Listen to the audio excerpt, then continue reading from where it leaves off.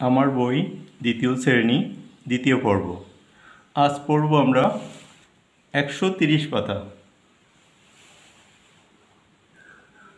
দেখো কি রয়েছে এখানে, রিড দ্য সেন্টেন্স, বাক্যগুলি পড়ো। অন ইভিনিং, এক সন্ধ্যায়, দ্য বিটেল মানে গুবরে পোকা, ওয়ান্টেড চেয়েছিল, ওয়ান্ট মানে চাওয়া, ওয়ান্টেড মানে চেয়েছিল, সাম হানি কিছু মধু। তাহলে একসাথে বললে, on evening the beetle wanted some honey, এক সন্ধ্যায় গুবরে পোকা কিছু মধু চেয়েছিল।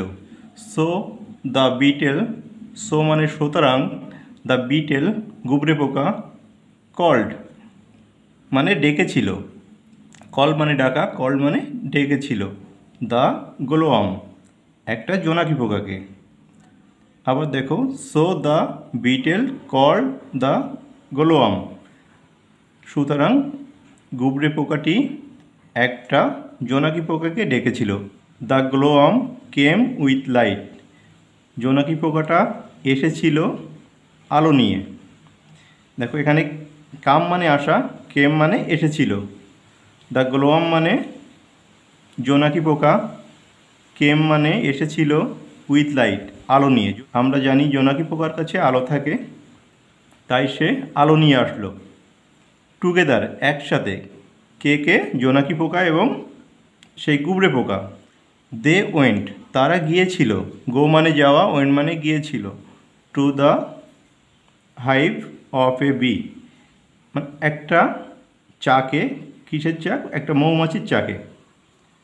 তাহলে together they went to the hive of a bee, তারা একত্রে গিয়েছিল একটা মৌমাছির চাকের কাছে।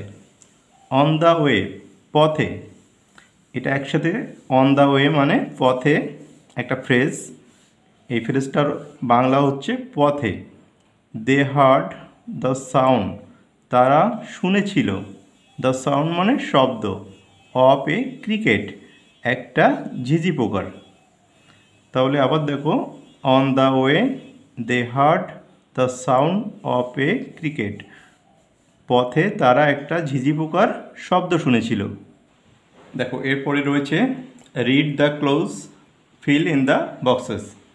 এখানে কিছু ক্লু দেওয়া রয়েছে, এটা দেখে আমাদের এই বক্সটা ফিল আপ করতে হবে।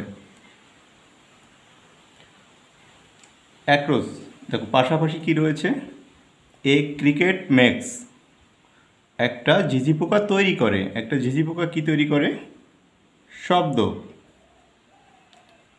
দেখো এইখানে শেষ লাইনে রয়েছে they heard the sound of a cricket, তারা শুনেছিল একটা ঝিঝি পোকার শব্দ। তাহলে একটা ঝিঝি পোকা কী তৈরি করে, শব্দ তৈরি করে।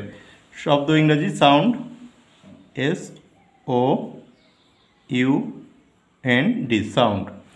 দেখো 2 নম্বরে রয়েছে এ গ্লোয়াম গিভস, একটা জোনাকি পোকা দেয়। আমরা জানি জোনাকি পোকা আলো দেয়।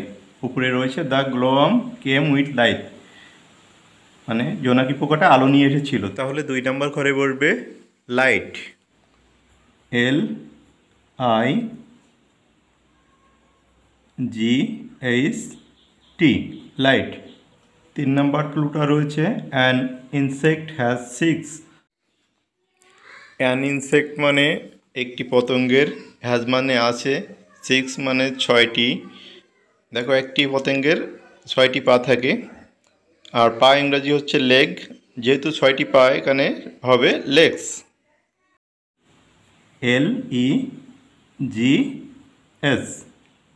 4 নম্বরটা আছে এ বি কালেক্ট, একটি মৌমাছি, কালেক্ট মানে সংগ্রহ করে।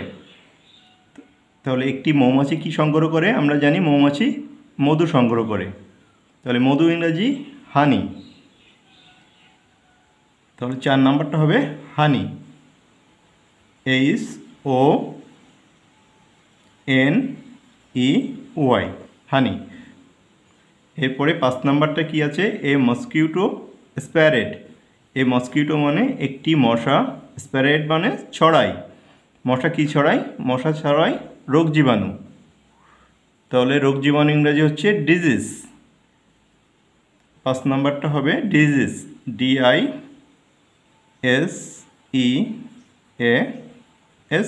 ডিজিজ।